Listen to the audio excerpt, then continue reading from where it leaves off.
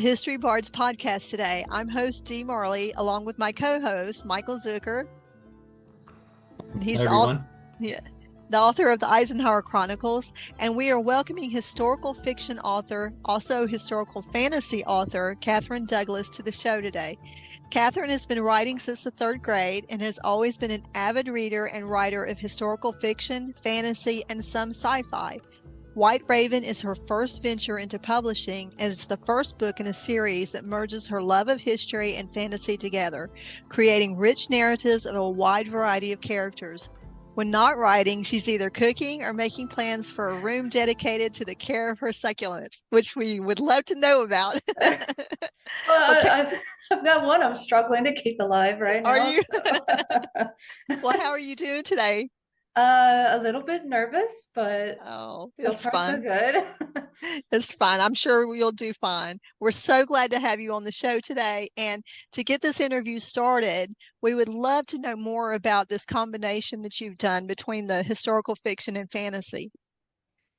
Well, it isn't something new. I completely understand that, but I think what makes this, I guess, somewhat unique is a lot of historical fantasy writers, and especially when it comes to merging fantasy with World War II, some people will not do like any kind of research into the actual historical background. And for people like me who really enjoy like all of the little historical realistic details that go into it, it gets a little bit annoying because it feels like you're taking a little bit too much creative liberty, and it really takes me out of the story. So I try to, if I feel like something isn't quite right, I look it up. And I've got a huge library. I've got, all kinds of internet resources that I use. So it kind of feels like I have no excuse. Yeah. Yeah. Well, that's good, though. That's good. That shows the passion and dedication that you have for the genre.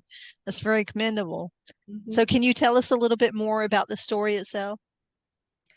So White Raven, I will admit, White Raven did not start in a very good place. I started out of desperation when I was afraid that I was going to be fired from a job. So I tried piecing together some different things that I was interested in at the time. And this was October of 2020, just a few months after I had moved down here to Pennsylvania. And it started off as just a handful of sentences and a handful of ideas that eventually blossomed into this, I call them conjurers. They have the ability to control like different elements. The protagonist of White Raven, Jay Lowland, is an ice conjuress. He has the power to, throw icicles and just ice magic in general. It's one of my favorite fantasy tropes ever is ice magic. And it turned into he joins the OSS, or the Office of Strategic Services, during World War II, and goes over to, well, first it's North Africa to rescue a German defector who has information about Operation White Raven in Germany. And they go up north to Germany. They find the head of the SS branch, a completely fictional branch that I made up for this universe, I guess. I'm not a native German speaker. I double and triple check to make sure that like this is actually the term that would have been used, Zauberei Abteilung, which means sorcery division. It's a completely fictional SS branch that's just dedicated to, utilizing magic for like all kinds of just nefarious little purposes. And they take him out and then have to make their escape to Switzerland. Like that, and that's just the first book. There's 3 others planned. Okay. That I'm in my husband and I are kind of doing it together. He's the editor. Okay. But he's also been helping me, keep ideas grounded. He's also my technical advisor. He has a degree from the Sonoran Desert Institute in firearms technology. He knows a lot about historical firearms. We actually own a few that were used in World War II. So it kind of helps to have like the details, like how does this feel? How does it fire? Mhm. All that different stuff. It helps create a more authentic experience. So I take it that from your combination of, because I know there is a lot of historical fantasy authors and everything, but you kind of did more. It's like historical fantasy, it's historical and fantasy and thriller, like Yeah. all woven into one. And so Yeah. how did was it just because of your own interest in those particular genres that you decided to like combine all of this? I would say so. Yeah. It's a huge part of the reason why. Well, that makes sense. That's. Do you have any favorites yourself? Not really. It's hard to find one because I have such Yeah. high standards. I'm not saying that all of it was bad, like all of the stuff that I've read is bad, but they're so, and it's actually been a while since I've actually read any. A lot of what I've been reading now is mostly nonfiction, just to help with a whole bunch of like future projects. Uh-huh. So it's been my husband gave me the first book in the Destroyerman series, which is I think that leans a little bit more towards sci-fi. I can't remember. He's at work right now, Hmm. so I can't ask. That's So okay. Well, it makes me think of I think it was Toni Morrison who said, I'm pretty sure it was her that said if it's not if there's a book that you want to read and it's not out there, then write it. So I think that okay, that's that's where that quote comes from. yeah. I'm pretty sure it's Toni Morrison who said that. It is, yeah. I have a fridge magnet of that quote, and it's her. Okay. Okay. It's a great quote. It's really Yeah. good. So when you were talking about the research that you had to do for this, can you tell us more about the research that you did? It's takes up most of my day. Yeah. I have a habit of if I find one thing, it will eventually lead to another, even if it's completely unrelated. Yeah, and I think we all understand that. Yep. It's like part of being a historical fiction author. You just need to like allocate some time for rabbit holes. Yes, Yes. I rabbit holes are just my specialty. Yeah. So what kind of research was there anything obscure that you found in your research that really stood out to you? I think my personal favorite obscure fact that I learned was, and just for context, I devised the magic system based on real life folklore and the actual properties of certain either toxic or medicinal plants. Because one of my pet peeves in fantasy, even though it's worked out well for some, is when it comes to the making of potions, it kind of seems like there's just a bunch of random stuff thrown in that really doesn't make a lot of sense. So when I started putting together uh like potions and spells and stuff for White Raven, and even though like this particular thing I'm saving for a different book, uh there was a magazine from I think it was either 1850 or 1851 that mentioned the use of badger pelts as an antiparalytic. And I thought, wow, that's on one hand a bit disturbing, but also really neat. And I thought, okay, so this could be used for something really interesting within this particular world. You know, badger skin being used to reverse paralysis and Mm. neat little things like that that I think help White Raven stand out Mhm. in its genre is it feels the laws of physics and like medicine and all that aren't being busted beyond repair. Mhm. It seems kind of boring, but at the same time, it's so unusually seen in the genre that it is almost I would say it's a point in its favor. Oh, that's great. Michael, you have anything? Yeah, so I know that the Nazis, especially the SS, had an interest in it's like the occult and Yep. were almost building like their own mythology to the point where they were discussing like this could replace Christianity after the war, Yes, they did. which I think led to some contention between like Himmler and Hitler. Yeah. So did that side of, you know, either history or just like kind of the Nazi regime, does that kind of come into play in the book at all? That was partly what inspired most of at least the latter half of the book.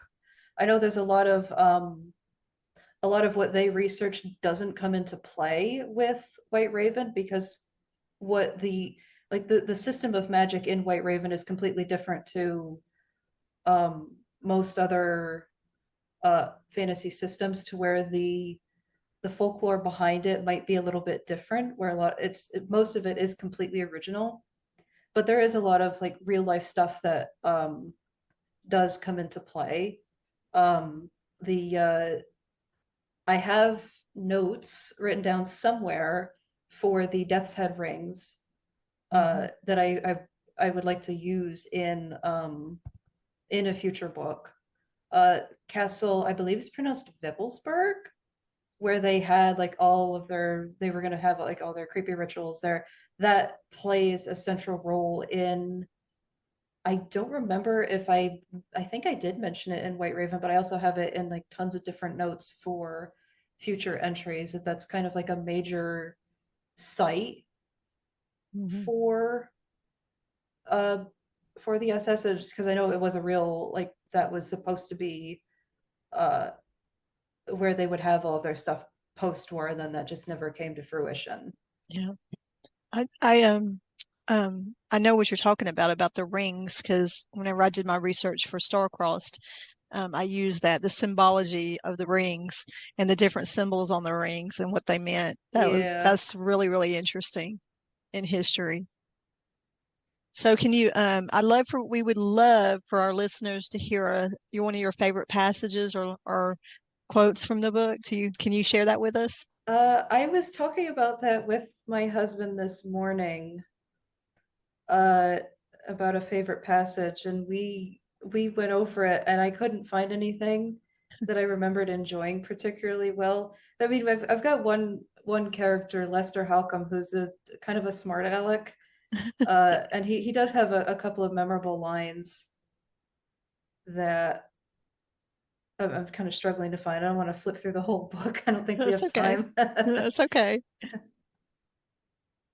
And if there's Yeah, nothing like right off the top of your head, it's okay.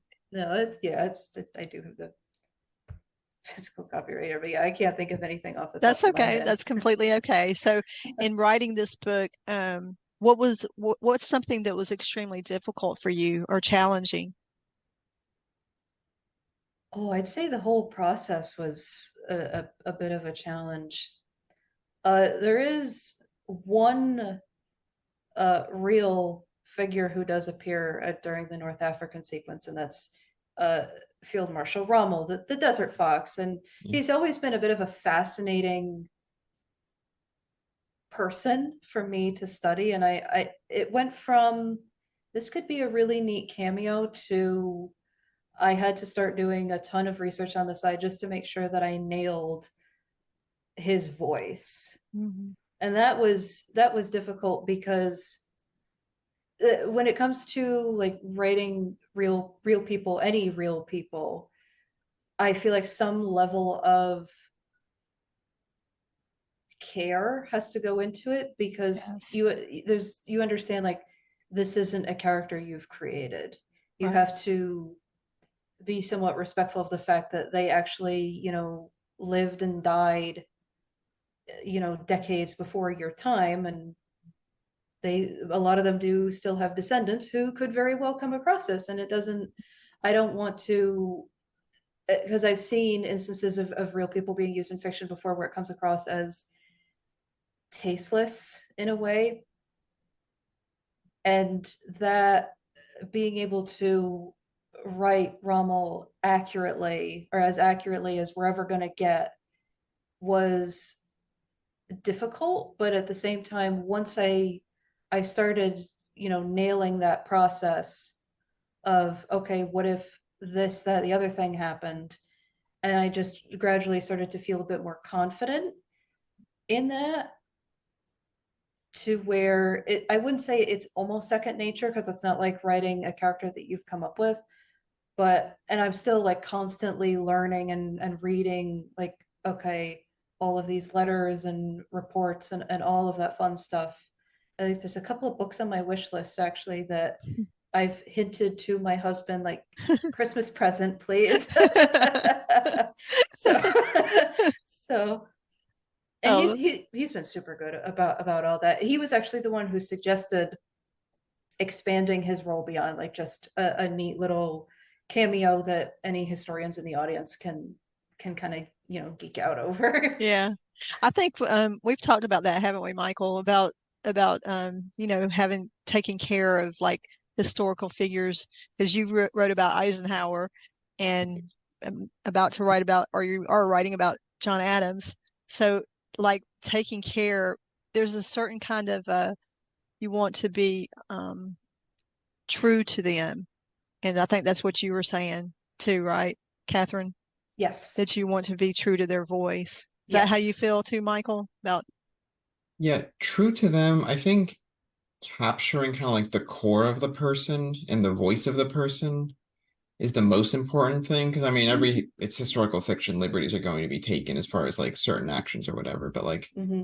who they are, I think is the most important thing to represent as accurately as possible. I mean, that's what I've tried to do with whether it be the Eisenhower Chronicles or the book about John Quincy Adams. I mean, we just, in the movie podcast, we just discussed Lawrence of Arabia and about how like that film took some liberties with the actions of the war, but they really tried to get Lawrence himself, accurate. yeah. And so, do you feel like, because we were able to review your book for the Historical Fiction Company, and we felt like it was your book was very plot driven versus being character driven. So, and which is a good thing. There's some people who are very, you know, who want that as far as a story being plot driven. It had a very um, graphic novel kind of James Bond-esque kind of feel to your story because of it being a thriller and Yeah. everything. And so that was a very positive thing of how it came across that way. And so But go ahead. I said I'm glad like that was a positive thing, because, and I think it was because like White Raven didn't have like the best of beginnings. I think we actually are in the process of rewriting it, Oh, because okay. we've my husband and I sat down over the last couple of weeks, and we're trying to figure out, why isn't it selling? Uh, Taking different critiques from reviews. My dad looked at it when it first came out last summer, and he had a couple of ideas. He even suggested trying to turn it into a young adult series, and I said, Oh. I really don't want to. The young adult genre has a lot of negative stereotypes in it that I don't want it to be associated with, and there's a lot of details in there that I don't want to skimp out on just to make it more Yeah, appropriate for a younger right. audience. That's understandable. But I tried making it a more character driven story than plot driven, and it's the fact that it did come across as more plot driven is completely by accident and completely unintentional. So I think that is something I'll have to keep in mind. But Is it is a positive thing. It's, Yeah. just because a story may come across that way doesn't necessarily make it, Oh no, I mean, I personally love stuff that's more character driven. I love it yeah. when writers really take the chance to, I'm going to use the term like play with their characters and let them kind of, do their own thing, Hmm. because that's how that's how you develop a fandom. And Hmm. that's kind of one of the things that I'm aiming for, is being able to develop a fandom where people can get attached to these characters That's and great. um like just see what the fans can create Right. from it.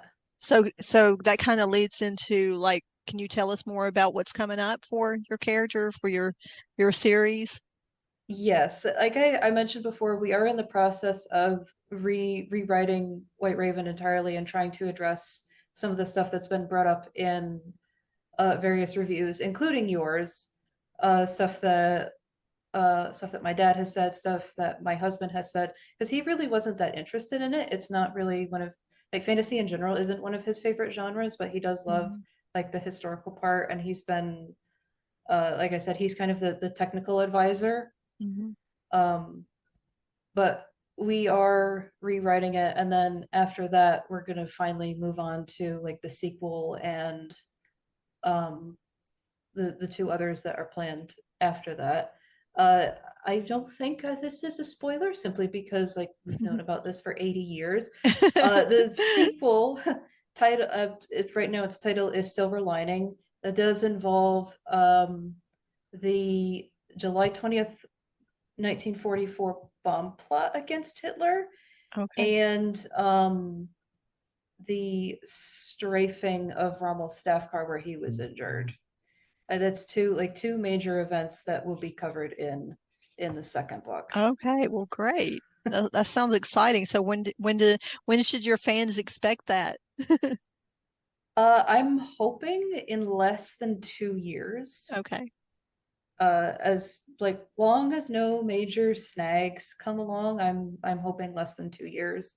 I'm hoping to get the fixed version out before the end of the year. I mean, it took me, I think it was a year and a half just to get this like first raw version out. Mhm. Um, so now that we've got, um, I mean, there is stuff that is going to be reused simply because we just found no issues with it. Mhm. Um, but there's going to be a lot of like expanded material, more stuff on the characters themselves that should hopefully like make it a bit of a longer book. Okay. But I'm also hoping that, I can stick to a plan of at the end of the year. I try not to set too strict of a deadline, Yeah. which is one plus to self-publishing. Mhm. Um, Yes, that's for yeah, yeah, sure. yeah. I'm hoping by the end of the year. I do want this. I want this to be my full-time job. Oh yeah, absolutely. I think we all strive for that. And this being a historical fiction author or any of the subgenres or whatever, it's a journey. So we commend you on your journey that you've taken and um we've all been there and along our journey. So we absolutely give you kudos for taking this leap and Mhm. wanting to do this as a full-time author. Yep. Very commendable. Yep. That has been my dream since I was in third grade. And Yeah. I don't want to think about how my writing was in third grade, but Oh, it's I think we can all do that. We all have stuff on our shelves that we can pull out and go, "Oh no." yeah. Absolutely. So, Michael, do you have anything? Yeah, I'm just thinking, I mean, you're talking about rewriting and kind of how to make it more commercial, I guess. I mean, have you thought of like Indiana Jones as like a reference point?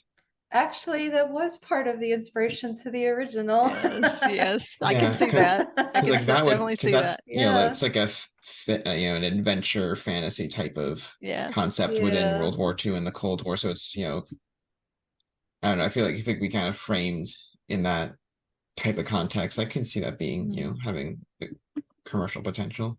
Yeah, it's the best way I've described it to some people is some kind of like nightmarish fusion between Harry Potter and Indiana Jones. Yeah. That's the that's the very that's Yeah. kind of what I was saying earlier. It has such a graphic novel kind of, Yeah. thriller, James Bond, and Indiana Jones kind of feel to it. It definitely does. I mean, in the concept, because you're talking about Operation Valkyrie with the July 20th bomb attempt, Yes. that like after that, I mean, I'm sure you're aware, but just so listeners have some other context that after that, that's the point where the SS just kind of almost fully took control of policy within the Nazi regime, kind of beating out the other branches of the German kind of hierarchy. And since you're saying like kind of the villains Yeah. are kind of centered there, could be like an escalation of of stakes and of the threat that the OSS faces. Yep, that's definitely something that I've been like plotting out and writing out notes for. I don't want to reveal too much No, Of course, no, yeah, no. what yeah, of the course. Yeah, don't do that. We're just really excited for you for those coming up as well. And again, we commend you on your journey, and we really appreciate you being here today. Thank you. Absolutely. Well, again, we're so excited for your books, and we wish you much success on the series. And as always, for more info on Catherine's books, you can click the link in the description. And don't forget to subscribe to this podcast, as next week's episode features author Maggie Brooks. We are also having our new historical movie review posting this week for David Lean's historical movie Lawrence of Arabia. Thank you to our listeners and viewers. This is Dee Marley and Michael Zucker. Say bye. And we ask you to keep making history and keep listening.